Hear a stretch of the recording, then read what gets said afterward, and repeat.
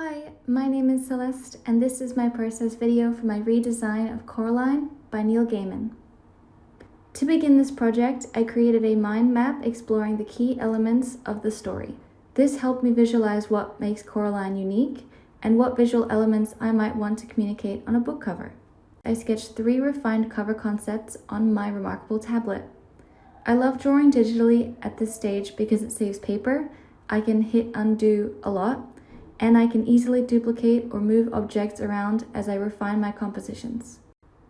Unfortunately, I didn't record the first sketch as I drew it, but the concept featured rats forming an arch above a mirror that frames Coraline. My second sketch focused on the iconic keyhole. Inside the frame, I illustrated Coraline's house and the black cat that can travel between both worlds. The third concept was inspired by the theater scene in The Other World. I framed the composition like a stage and added the other mother's long fingers above, puppeteering Coraline with strings. From these sketches, I ultimately chose my first concept for the front cover. However, I simplified it by removing the rats and the ribbon-style title banner. I felt there were too many competing elements and I wanted a stronger focal point. I began my final artwork in Rebel 8, experimenting with different digital mediums such as watercolor, oils, and acrylics. I spent time blending shadows and building texture, and this stage was really exciting for me because I had never colored digitally before. Even though I enjoyed this painterly direction, I didn't end up using it in the final, so I'll move on quickly. When I brought the artwork into Photoshop for color adjustments, I experimented with filters and accidentally discovered the stamp effect. This transformed my illustration into something that resembled a lino print, and I immediately loved it. I committed to that direction despite the fact that it meant losing all the traditional shading I had spent hours on.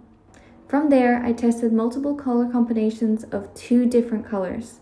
These consisted of black and white, blue and white, and even red and yellow. I then used Photoshop's overlay layers to reintroduce selective color into symbolic areas like Coraline's raincoat, the stars, and the key she's holding. I chose high contrast, vibrant colors like cold teal, bright yellow, dark purple, and magenta to draw the viewer's eye to the key story elements. After testing multiple color palettes, I eventually chose black and white only for the final design. Once I locked in that lino style for the front, I knew I wanted the back cover to match. I brought back the cat idea from sketch 2 and redrew it in a more lino-inspired style, focusing on strong lines instead of detailed fur. Then I had the idea to show the cat leaving through one door at the top and re-entering at the bottom, visually representing its ability to travel between worlds. For the spine, I incorporated 2 major symbols, buttons representing the other mother, and scissors used to cut the thread when sewing on button eyes. For typography, I chose a bold, easy-to-read font for the title and a handwritten style font for Neil Gaiman's name to add personality.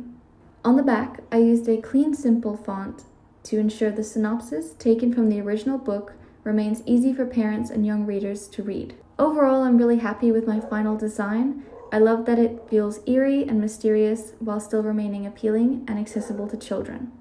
Thank you for watching my process video.